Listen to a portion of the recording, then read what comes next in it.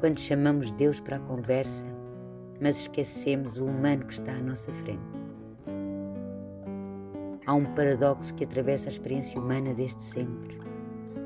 Falamos de Deus, procuramos Deus, rezamos a Deus, agradecemos a Deus, defendemos Deus, mas muitas vezes esquecemos de reconhecer a centelha daquilo que chamamos Deus, precisamente no lugar onde ela se manifesta da forma mais desafiante, no outro ser humano.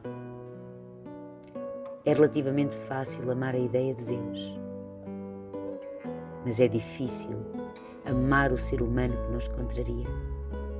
É relativamente fácil contemplar a beleza de um pôr do sol e sentir o todo, o sagrado que existe nele.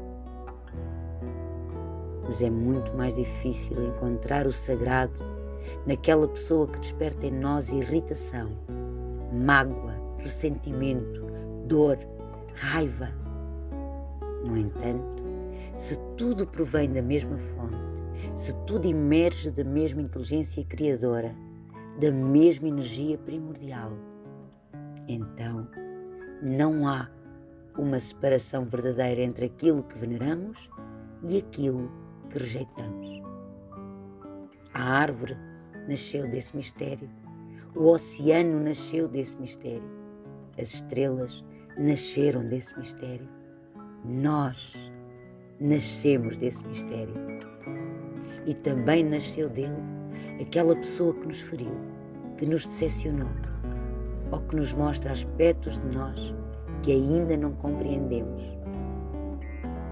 Quando chamamos alguém de víbora, monstro, de burro, incapaz, de inútil ou de qualquer outro nome que reduza a sua humanidade, talvez o que estejamos realmente a fazer seja esquecer por instantes a origem comum que nos une. Não significa que devamos concordar com tudo.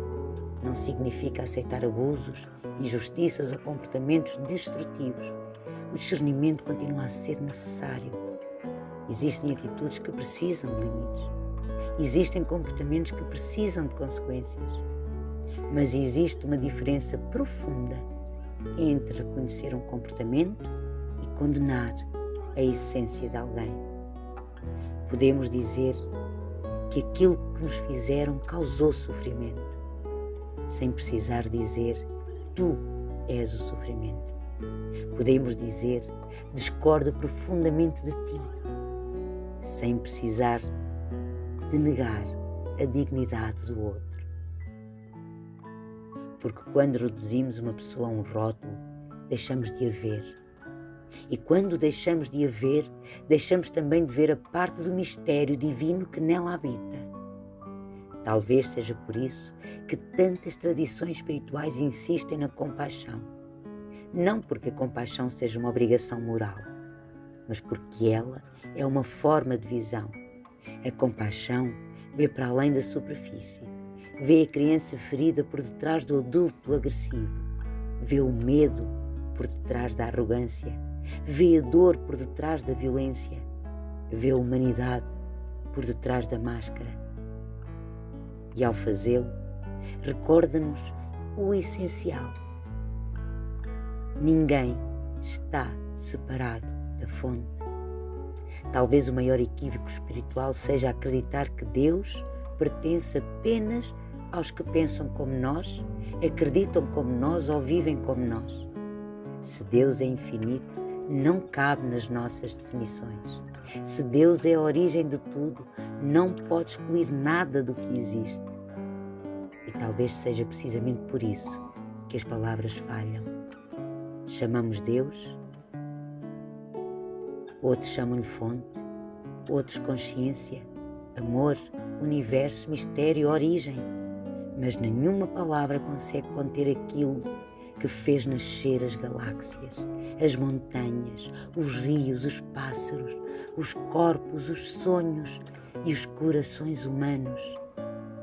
Talvez as palavras sejam apenas dedos a apontar para a lua, nunca a lua em si. E talvez a verdadeira espiritualidade comece quando percebemos que não sabemos quando abandonamos a ilusão de compreender o infinito, quando trocamos a necessidade de ter razão pela disponibilidade para sentir, quando olhamos para o outro ser humano e, mesmo sem concordar com ele, reconhecemos silenciosamente: tu e eu viemos do mesmo lugar. E talvez nesse instante estejamos mais perto de honrar Deus do que em 1000 discursos sobre Ele. Porque honrar a Deus não é apenas falar dele, é reconhecer a sua presença em tudo aquilo que julgamos estar separados de nós, inclusive naquele ser humano que está exatamente diante dos nossos olhos físicos. Existem reflexões que não nascem apenas do pensamento, nascem no lugar mais profundo, daquele espaço interior onde as perguntas são maiores do que as respostas e onde o coração reconhece algo antes mesmo de a mente o conseguir explicar.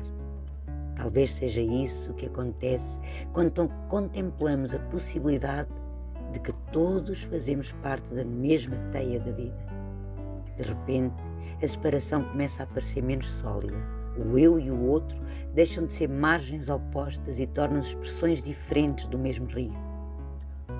E talvez a verdadeira evolução espiritual não seja chegar a um estado de perfeição, mas ir diminuindo pouco a pouco a distância entre aquilo que acreditamos e a forma como olhamos para quem está à nossa frente.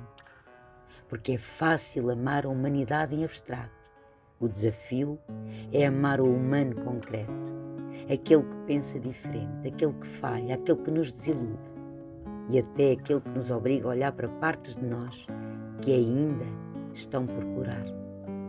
Talvez seja aí que o sagrado deixa de ser uma ideia e se transforma numa experiência.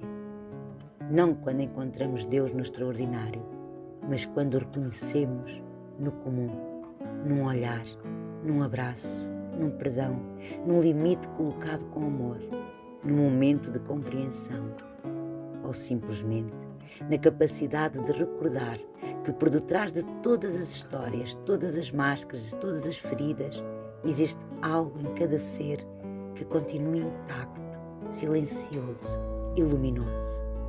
Algo que não nasceu quando o corpo nasceu e que não pode ser diminuído pelos erros, pelas dores ou pelos julgamentos.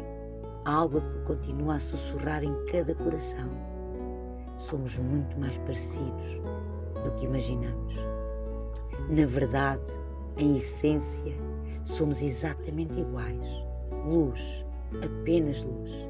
Criação do Criador, seja lá o que este for para cada um de nós. Deus, fonte, universo, grande espírito, nenhum de nós pode negar o que verdadeiramente somos. E é precisamente nesta constatação que algo começa a desmoronar dentro de nós, não no sentido da perda, mas da libertação. Desmorona a necessidade de nos colocarmos acima ou abaixo, de classificar o outro como certo ou errado, para sustentar a nossa própria segurança interna. Desmorona a ilusão de que estamos verdadeiramente separados, como se cada ser humano fosse uma ilha desligada do mesmo continente invisível. Quando esta percepção se aprofunda, começa a tornar-se difícil sustentar julgamentos absolutos. Não porque deixamos de ver o que é difícil, ou o que fere, ou o que desorganiza a vida, mas porque começamos a ver também que por detrás disso, o que é que está? Começamos a reconhecer a fragilidade que habita em cada escolha, a história não contada por detrás de cada comportamento, a dor silenciosa de muitas vezes se disfarça de dureza, arrogância ou afastamento. E é aqui que a ideia de Deus se transforma. Deixa de ser uma figura separada, um princípio externo que supervisiona o mundo e começa a revelar-se como a própria consciência que sustenta tudo o que existe. Uma presença que não exclui nada do que é humano, mas que se expressa precisamente através dele. O sagrado deixa de ser um além e passa a ser um em tudo. Se somos mais parecidos do que imaginamos, então o outro não é verdadeiramente o outro no sentido absoluto. É uma variação da mesma essência, uma expressão diferente do mesmo mistério. E aquilo que julgamos no outro é muitas vezes um espelho que nos devolve partes de nós que ainda não conseguimos acolher. Neste reconhecimento, a vida deixa de ser um palco de separações rígidas e torna-se num campo de encontros. Encontros nem sempre fáceis, nem sempre suaves, mas profundamente reveladores. Porque compreender isto não elimina os conflitos da existência humana, não muda a forma como os habitamos. Mas já não estamos apenas a reagir uns aos outros a partir do medo ou da defesa, mas a aprender a olhar com mais profundidade, a ver para além da superfície sem perder a lucidez. E talvez seja isto que se aproxima mais daquilo que chamamos divino, a capacidade de ver o outro sem reduzir, de reconhecer a sua humanidade, sem negar a nossa, de perceber que cada vida é um fragmento do mesmo infinito, a tentar compreender-se a si próprio. No fim, quando tudo se simplifica, resta apenas isto, uma mesma origem, a expressar-se em formas diferentes, a tentar lembrar-se de si, através de nós. E é nesse reconhecimento silencioso que deixamos de estar verdadeiramente separados uns dos outros e do próprio mistério que nos originou.